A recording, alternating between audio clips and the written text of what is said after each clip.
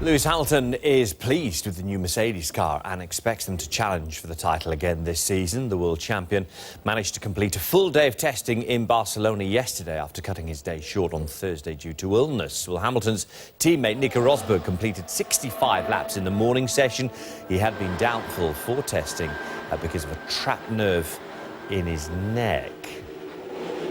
Well, to try and ensure that Rosberg didn't further aggravate his neck problems, Hamilton took over the running. He missed most of Thursday's session with a fever, but is happy ahead of the Australian Grand Prix. How does the car feel? Can you feel its potential? Definitely. And there's things that we know that there's very obvious areas we can work on, and there's still small kind of gremlins popping up every now and then, like we saw yesterday. But team's done an incredible job so far, so we're just going to keep working away. Well, Red Bull's Daniel Ricciardo brought out a red flag just 8 minutes into day 2 when he stopped at the end of the pit lane, but that had very little impact on his session, and he set the fastest time of the morning. Williams passed 70 laps for the day with Felipe Massa. He was visited by a special guest. There he is. Fellow Brazilian Neymar made the short trip to the Circuit de Catalunya to watch him in action. Fernando Alonso made the switch from Ferrari to McLaren, and they managed more laps yesterday than on any other day this winter. And Alonso's old team Ferrari have been going well all winter as well. Kimi Raikkonen was second fastest in yesterday's morning session. Now to the third day of testing at the Circuit de Catalunya, and it's been an eventful start for Sebastian Vettel. Let's cross live to Rachel Brooks in Barcelona. Very good morning to you, Rach. Welcome to the track here in Barcelona as the first cars go out again after our first red flag of the morning. Ted Kravitz joins me now, and Ted, it's Sebastian Vettel's Ferrari that's come back in. Yeah, this is looked like he spun coming out of the exit of turn 5. By the tyre marks that we saw on the track CCTV camera. Just got on the throttle coming out of turn 5, spun and ended up in the gravel. So not a big thing, but that, by my reckoning, Rachel, is the first mistake Sebastian Vettel has made while he's been at Ferrari, since he's been at Ferrari. Only a small thing, and it's only testing. It doesn't matter. He doesn't make there very many of them. But it's attracted the interest, hasn't it? It has, and it was on his outlap as well, Ted, so it wasn't even really pushing it well, from what you would think. That's probably part of the problem, is that the tyres were cold. It's a cold day here, it's sort of drizzle in the air, so he probably just... Well, let's be generous, shall we? Let's say he was excited by the prospect of being a Ferrari driver on a cold, crisp morning in Barcelona, and gave it some welly coming out of a corner and spun. So it's interesting, isn't it? Because he is happy here, and this is a Ferrari team that it seems that Vettel has joined on the rise. This is a much better car than last year. He's happy with it. Of course, he didn't drive last year's car, but Kimi Raikkonen, his teammate, did. And Raikkonen has said this year's car is much improved on the last year's Ferrari. So, yeah, they'll dust it off and he'll be out again. As the Toro Rosso goes past there, we heard yesterday from Nico Rosberg that he thinks Ferrari's performance, the Ferrari, is eye-opening. What did you make of that? I don't think Rosberg needs to worry much. By the long runs that we saw yesterday, Mercedes had a very, very healthy pace. Certainly better than last year, as you would expect from developing an already good package. Certainly about a second quicker than Red Bull per lap. We haven't seen all that many race simulations from Ferrari, so that's what's going to be fascinating for me over these last 2 final days. I'm sure Vettel will want to do one. I'm sure Vettel will want to do a race simulation just to see exactly where they are on full fuel tanks, and then we'll get a true read of where they are. They don't expect to be beating Mercedes, so let's see. All right, Ted, thank you very much for the moment. This pit lane's getting very, very busy this morning. Only a few minutes in and already a red flag, but as the rest of the drivers go out for their installation laps, the Force India goes past me now. We will keep you updated throughout the day here on Sky Sports News HQ. It's day 3 of the second pre-season test in Barcelona. We can cross back now to Rachel Brooks. Welcome back to the circuit here in Barcelona, and I'm very pleased to say I'm joined by Christian Horner, the team principal at Red Bull. Christian, how's your test programme going so far, would you say? Yeah, no, we had a very good day yesterday. 140 so laps, a race distance. So yeah, it was a positive day. Daniel ended up quickest. It doesn't mean anything at this time of year, but still good to see a Red Bull at the top of the times. Yeah, good number of laps in yesterday, trying to get reliability back. What about the issues that you had been having previously, and what have Renault said at the moment? Well, I think, you know, all the guys at Renault and back in Milton Keynes are working incredibly hard to try and get on top of these issues, and we can see we've made a bit of a step since the first step in Jerez. You know, great to get a race distance under your belt at this time of year. It was something we could have only dreamt of last year. So already we're in better shape than we were 12 months ago, and of course it's now about fine-tuning and developing the package we have. This isn't the car that will be on the grid in Melbourne. You know, there's more updates and evolutions to come, but certainly positive. Does that give the team a bit of a boost when you see that you can do a race simulation as you did here yesterday? And as you say, this time last year we were nowhere near in that shape, yet still won 3 races. Well, it's great to get some of the homework out of the way, and you know, plenty of pit stop practice for the guys as well. They're doing the same again, you know, today. So yeah, no, very positive, and good to get that kind of mileage, you know, on the car. You mentioned the car's improvement from Jerez. How different is it from the one you raced in Abu Dhabi, for example? I mean, are there big steps in the power unit, would you say? In the power unit, I'd say it's an evolution, and of course what we've got this year is this token system. So you know, the manufacturers can develop their 4 engines based on the amount of tokens that they save for in the year, and you know, for sure Renault are going to be holding some tokens back because we're expecting to have some bigger gains later in the season. So it's strategic how you use them, and of course it's quite a big gap that we've all got to close down to Mercedes. So you want to save up what you've got and then bring it in at a point where you know you can bank that performance. Is that a bit of a battle between yourselves and Renault in the sense that you want to have a good car to go racing with this year, but obviously, I mean, they're looking at the big picture as well in terms of 2016. The more changes you make at the end of the season to improve the car, you can carry through to next year. Where do you sit?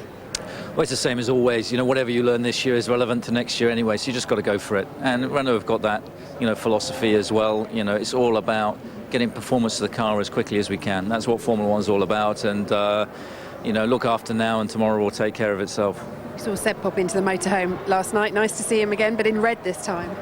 Yeah, it's funny to see him in red, but yeah, no, it's good to see him. He seems in good shape. He seems, you know, happy and confident, and you know, he was talking about his new company car, but yeah, no, he's in good shape. Just finally, we heard from Arrivene yesterday that Ferrari are intending to supply Manor F1 with power units, not contracts signed, but an agreement in place. Would you support their return to the grid if they needed further approval, if there was more approval to be gained? Would you support their return? Absolutely. I mean, I drove for John Booth back in 1992, and he's a racer, and you know, he's a fighter, and you know, he and the guys, I'm sure, are fighting hard to be on the grid. I think it'd be fantastic if they're on the grid. You know, they deserve to be there. It's great that Ferrari have agreed to supply engines. It seems like they've got some sensible people behind the team now with a bit of money to get it going, and I think it'd be great to see you know, Manor on the grid or whatever they become, you know, in Melbourne. So they'd get your vote. No, absolutely. I mean, you know, spoken to the guys. There's not a lot we can do for them. We don't supply them any parts. You know, they have a Ferrari engine. They're doing their own, you know, chassis, etc., etc. So, but I think it's good for Formula One, you know, to have a blend of teams, and to have 20 cars on the grid in Melbourne will be, especially after the difficulties they had at the end of last year. I think, you know, they deserve to be there. Thanks very much for your time this morning, Christian. Thank you very much. Christian Horner, team principal of Red Bull, as the cars continue to pound around this circuit in Barcelona. 6 days left of testing before that first race of the season. More now from day 3 of the second pre-season test in Barcelona. Rachel Brooks has been very busy for us. Really good to see you this morning, Rachel. Has it been a bit of a day of consolidation or frustration for McLaren so far?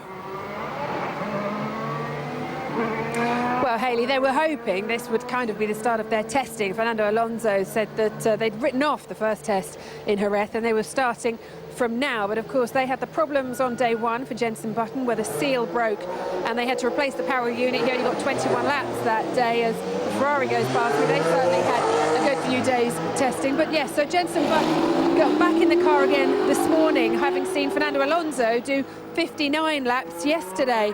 And Jenson was hoping that this would be a day where he'd get a lot of laps in. He went out this morning, and unfortunately, just over an hour and a half ago, he stopped on track. He reported a loss of power, and the car was retrieved and brought back here to the McLaren garage, where they've been working on it for an hour and a half. And just before you came to me, Jenson went out and did another installation lap, but he came back in, and there seems to be a fair bit of work going on once more inside that garage. We saw part of the bodywork being taken off, and they're doing more work, which is not what McLaren wanted. That new seal was redesigned. It was delivered here last night and put on the car, but unfortunately for McLaren, they're not getting out there doing the running they so need at the moment. A frustrating day all round. And how much has an early trip into the gravel hampered Sebastian Vettel's day? Well, that took us all by surprise, Hayley. We were just watching the first few cars go out, and we have a lot of monitor screens that have CCTV all around the track here, and everyone just suddenly looked up, and that was it. With a minute into the day's running, and Sebastian Vettel was in the gravel on his outlap. So that stopped proceedings, and he was brought back on the low loader. The recovery truck went out to retrieve him from the gravel, and it came back here. We watched it being unloaded earlier on this morning, but Sebastian Vettel's been back out since then, and you'd have to say Ferrari have had a pretty good time of it so far. Nico Rosberg called their performance eye-opening, which coming from the world champions is quite something. But yes, Ferrari going through all the motions at the moment. They've been doing some practice starts. They seem to be very much on schedule with their test programme, and their team principal told us yesterday that even Kimi Raikkonen is smiling. That's the big scoop for the week, that they've managed to make Kimi Raikkonen smile. So you'd think Ferrari seem to have made the biggest step forward of any of the teams over last year's car.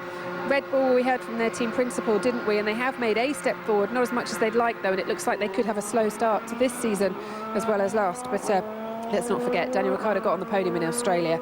Even if he was disqualified later on, he managed 3 race wins overall. So it was a good season in the end for them. So no real worries as yet. They're much better off than they were 12 months ago. But at the moment, Ferrari looking pretty good. But Mercedes, we've yet to see what that car can do. And we're expecting it to go very well today in the hands of Lewis Hamilton. We haven't seen them put on the soft tyres yet and really post a lap time, which is what the others were doing yesterday. And once that happens, I think we'll get a better idea of just what the gap is from Mercedes back to the rest of the field. But Lewis Hamilton feeling better than he did yesterday. He said yesterday he didn't even have the energy to unleash that Mercedes. But I don't think we'll see it fully unleashed until qualifying in Australia, and that's when we'll get an idea of just how this grid for the 2015 Formula 1 season is shaping up. But another afternoon here to run, one more day after this, and then a final 4 days for the teams to get a handle on these 2015 cars.